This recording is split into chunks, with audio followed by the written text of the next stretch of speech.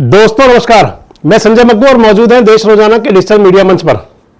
पंजाब के पूर्व मुख्यमंत्री स्वर्गीय प्रकाश सिंह बादल अब फख्र एक कौम नहीं है।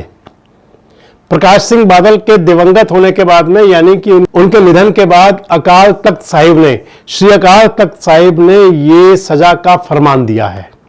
इसके साथ साथ ही अकाली दल के बड़े नेता सरदार प्रकाश सिंह बादल के ही बेटे और जो पंजाब के पूर्व उप मुख्यमंत्री रहे हैं सुखबीर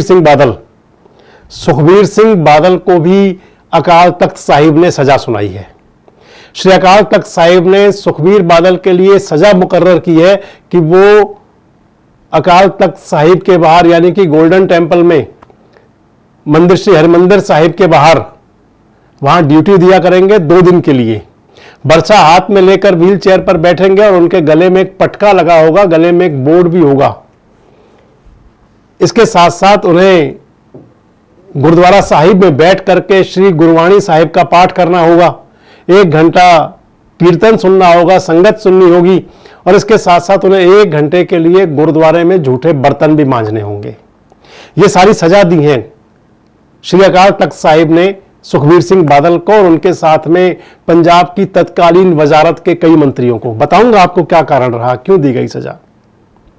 इसके साथ साथ ही सुखबीर सिंह बादल को जो 2 दिन के लिए गुरु हरमंदिर साहिब के अंदर गोल्डन टेंपल में अकाल तख्त साहिब के बाहर बैठना होगा व्हील चेयर पर इसलिए कि आजकल वो उनको पैर में उनका फ्रैक्चर आ गया था, तो पैर में फ्रैक्चर की वजह से चलने फिरने में थोड़ी परेशानी है, इस वजह से उनको बैठना होगा गुरुद्वारे के बाहर व्हील चेयर पर। इससे पहले मैं आपको बताऊं कि तनखैया घोषित किया था अकाल तख्त साहिब ने सुखबीर सिंह बादल को और आज सुखबीर सिंह बादल पेश हुए थे अकाल तख्त साहिब के सामने। श्री अकाल तख्त साहिब ने इसके साथ साथ ही अकाली दल के नेताओं को एक संदेश भी दे दिया। उस संदेश के पीछे कई मायने छुपे हैं।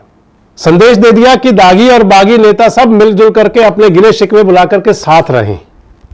यह समाज में एकता का संदेश भी है। खैर, अब बात आएगी कि आखिर अपराध क्या था सुखबीर सिंह बादल का या पंजाब सरकार की तत्कालीन वजारत का या पंजाब के दिवंगत पूर्व मुख्यमंत्री सरदार प्रकाश सिंह बादल का, जो उनसे फख्रे कौम का भी जो उनके पास खिताब था, तमगा दिया था, श्री अकाल तख्त साहिब नहीं दिया था, वो वापस लेने का जो फरमान जारी हुआ, जो आदेश जारी हुआ।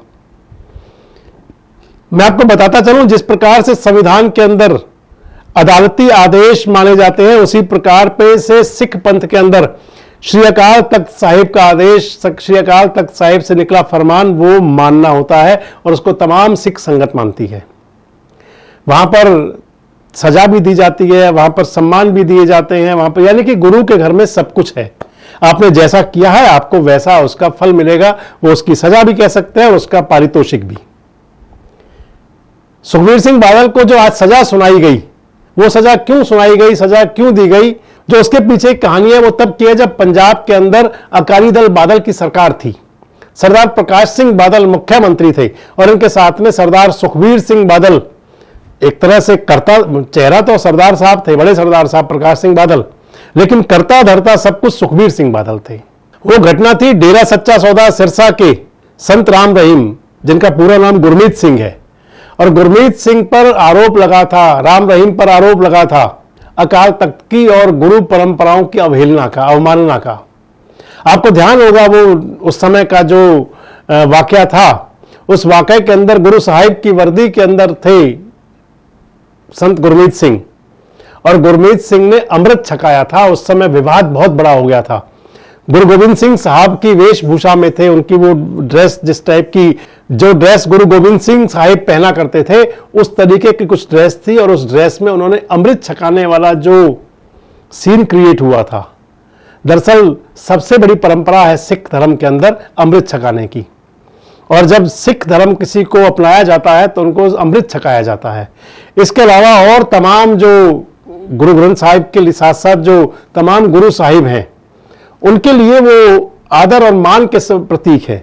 न केवल सिख पंथ में, मैं तो समझता हूं कि पूरी सृष्टि में जो सभी गुरु अवतार हुए वो सभी आदर और मान के योग हैं। लेकिन उस समय का जो वाकया था उसको लेकर के पंजाब के अंदर काफी बवाल भी हुआ था और कहा यह गया था कि सुखबीर सिंह बादल ने जो उस समय पंजाब सरकार के अंदर करता धरता थे, पंजाब सरकार में उनकी पूरी चलती थी, उन्होंने गुरमीत सिंह को माफ़ी दिलाने में, उस मामले में अपना मुख्य किरदार अदा किया था। और सुखबीर सिंह बादल ने श्री अकाल तख्त साहिब के सामने माना भी, उन्होंने अपना जो जुर्म था, दोष था, वो कबूला और आज उनको श्री अकाल तख्त साहिब ने सजा का आदेश दिया, सजा सुनाई। श्री अकाल तख्त साहिब पर 5 सिंह साहिबान बैठे और जो उनको सजा का फरमान हुआ उसकी जानकारी दी जत्थेदार रघुवीर सिंह ने। सुखबीर सिंह बादल को जो और सजा सुनाई गई उसमें कहा गया कि सुखबीर सिंह बादल गले में तख्ती लटका करके और हाथ में बरछा लेकर के गुरुद्वारा साहिब के बाहर बैठेंगे, गोल्डन टेम्पल पर अकाल तख्त साहिब के सामने। इसके साथ साथ ये सजा 2 दिन रहेगी और इसके साथ साथ उन्हें 2 दिन के लिए श्री केशगढ़ साहिब, 2 दिन के लिए श्री दमदमा साहिब तलवंडी साबो, 2 दिन के लिए श्री मुक्तसर साहिब और 2 दिन के लिए श्री फतेहगढ़ साहिब में भी सेवादारों वाला चोला पहनकर, हाथ में बरछा लेकर और गले में पट्टी तख्ती पहन करके ड्यूटी करनी होगी। इसके अलावा मैंने आपको बताया कि सभी गुरुद्वारा साहिब में जब ये सजा होगी उनको, यानी कि जो दंड दिया गया, इसके साथ साथ 1 घंटे के लिए वो शबद कीर्तन सुनेंगे, 1 घंटा वो गुरु सुखमनी साहब का पाठ करेंगे और 1 घंटे के लिए ही उनको करना होगा गुरुगृह के अंदर जो लंगर होता है, भोजनालय होता है, वहां पर बर्तन साफ करेंगे।